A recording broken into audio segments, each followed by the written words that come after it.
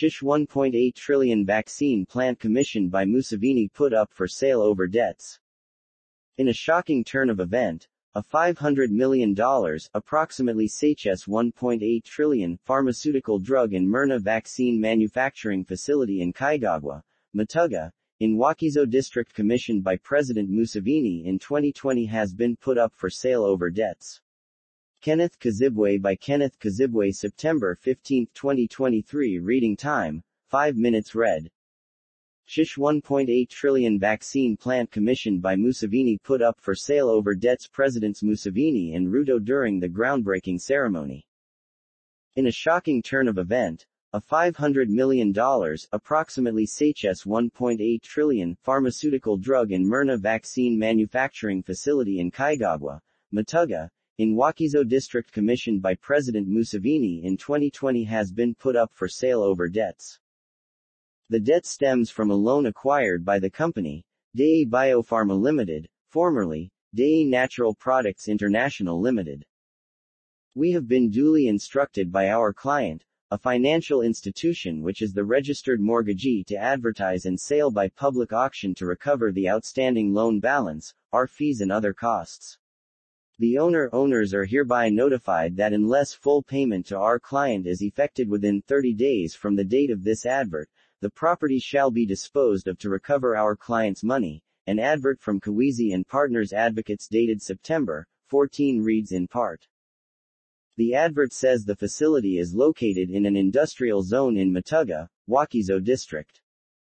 It is said the company got funding from 2 local banks as well as Uganda Development Bank to fund the construction and importation high-tech medical equipment and machines, as well as working capital support, but has since failed to repay the money. Other property up for sale.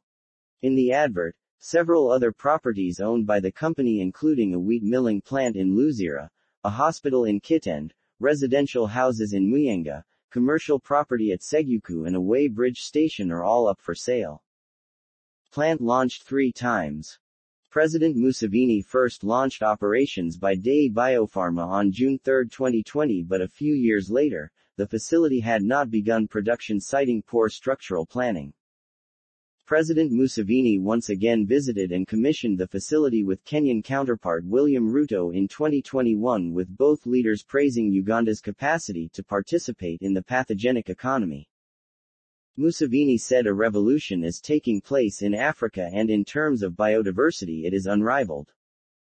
Pharmaceutical companies are in the right place here. My role is that I come from the traditional way to introduce you to the modern way and get synthesis.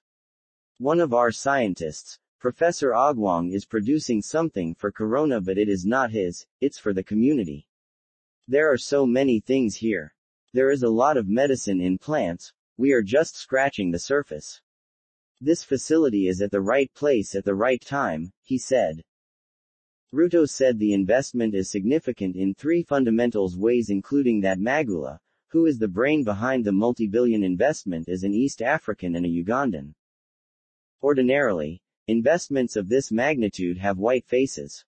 Ordinarily, it is people from Europe and America who engage in these investments. Congratulations to Magula. We are proud of you as an East African, that the language you are speaking of billions of dollars, we are domesticating it in our continent. It is new, but we have champions like you who are daring to walk the journey to invest in the space and magnitude that we have witnessed, he said. The facility in Mutuga. The ceremony was attended by, among others, the Minister of Health Dr. Jane Ruth Aseng, the Minister of Science, Technology and Innovation Dr. Monica Musanero, Minister of State for Industry David Bahati, World Health Organization Country Representative Jonas Tegega Woldemariam, Dei Biopharmacy Chairman Managing Director Matthias Magula, Dei Group Director Kellen Magula, USA Advisor Food and Drug Authority Professor Sarfaraz Niaz, among others. Last year on October 20, President Museveni again commissioned the facility. Speaks tough against those frustrating Magula.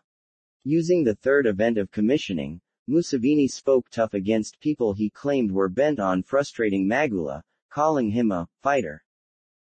I salute Magula. Despite being persecuted, he stayed put. He is a fighter. Again, A new war started between him and the Indians whom he had teamed up with. They cheated him. I salute Magula, his family and his colleagues because this is part of national resistance. We resist and stay on course. Now Magula had to fight. Every African who wants to do something important, neo-colonialist puppets fight him. They don't see the value in important things, Museveni said. Magula's property was put up for sale only 2 months after Museveni commissioned it December 15, 2022. Notices for the sale of the property were placed in both New Vision and Daily Monitor, but it is not clear what happened later. Early this year, Finance Minister Matia Kasaija said government was ready to bail Magula out. Kasaija, who did not disclose the amount required, said the government must co-invest with Magula because he is doing a wonderful job. A team of about 10 ministers was then dispatched to tour the facility and deliver a report on whether it was feasible for the government to invest. Magula told the visiting ministers that he needed at least $600 million to complete the task at hand, adding that in 5 years, Uganda will have recouped $5 billion from revenues alone. Parliament early this year committed Sh1.8 billion in this financial year's budget to Dai Pharma Limited for the factory after he told the August House's Budget Committee that he needed $1 billion, approximately $3.7 trillion. This came amidst protests from opposition legislators led by Mwanga Kivumbi and Samuju Nanda, who warned government that it was being fleeced. We submit that the consolidated fund shouldn't be used as a lender to all non-bankable idea. If those projects are feasible and worth supporting, there are many ways through which the government can support them. For instance, that money should be channeled through the Uganda Development Bank, or government can acquire shares in those ventures, Mwanga said. A scandal magnet.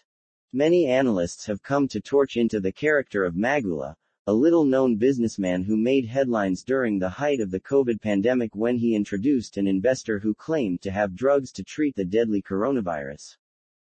He has since been known for dwelling in flamboyance and scandal in equal coverage. Magula is known for driving the latest wheels in town and is proclaimed to be richer than the richest tycoons in Uganda. One thing, however, remains tagged onto his mysterious lifestyle scandal.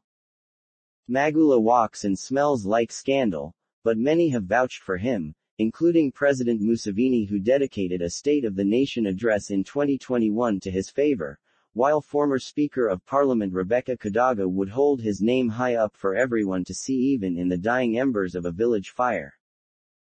But like they say, there is no smoke without fire. Magula has been pitched as someone who trouble finds seated and rests on his lap. He is a goddamn Christian, whose values encompass keeping quiet through it all and suffering persecution without benefit.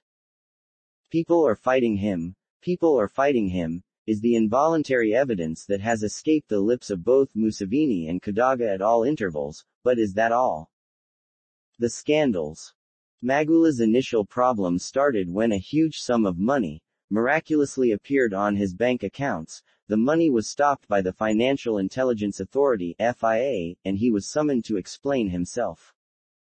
Using the strings to power, Magula let the dogs loose on officials of FIA, prompting a sacking for allegedly frustrating his wonderful efforts. When he started the project at Matuga, Magula contracted Museveni Construction Company for Sh9.6 billion, but a few months into the project, the two parties were in court over failure to pay. Museveni contractors said Magula was beating about the bush regarding their payment of Sh4 billion. Magula counter-argued that Museveni constructors were involved in a breach of contractual terms and hence were not worth a dime anymore. He dismissed their grievances and political brouhaha.